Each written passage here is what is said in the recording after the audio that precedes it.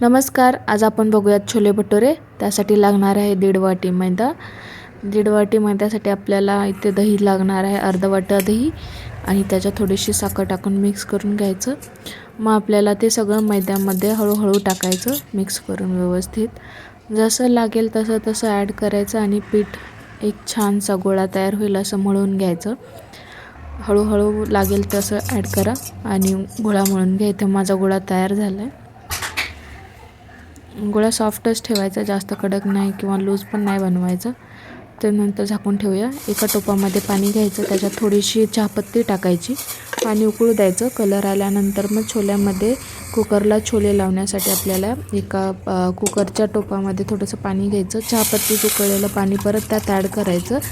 नंतर आपण त्याच्यामध्ये छोले ॲड करणार आहेत. 1 वाटीभर छोले आहेत, हे ॲड करते मी.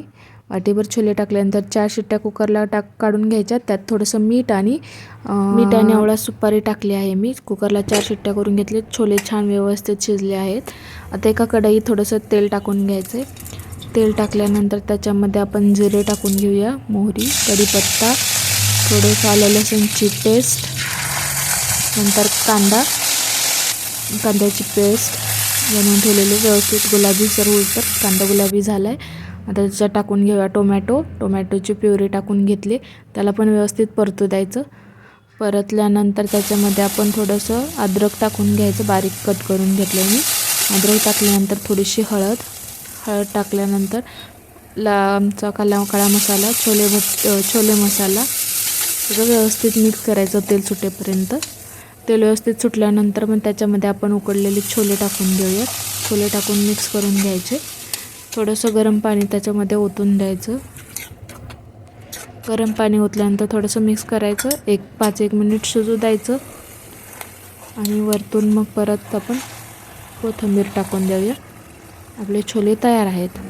आता भटुऱ्याला आपण भिजू घातलं होतं, त्याला 1 तास झाला आहे. आता ते बघूयात. पीठ मस्त छान भिजलं आहे 1 तासानंतर. बघा, याला थोडासा तेलाचा हात लावून घ्यायचा.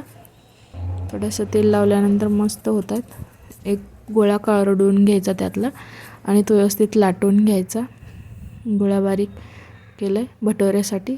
एका कढईत तेल तापायला ठेवलं आहे मी आणि गोळा लाटते. मस्त भटुरे तयार झालं आहे.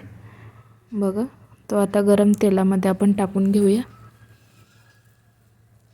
तेलामध्ये टाकून व्यवस्थित तेल वरतून टाकायचं, म्हणजे भटुरे छान फुलतात.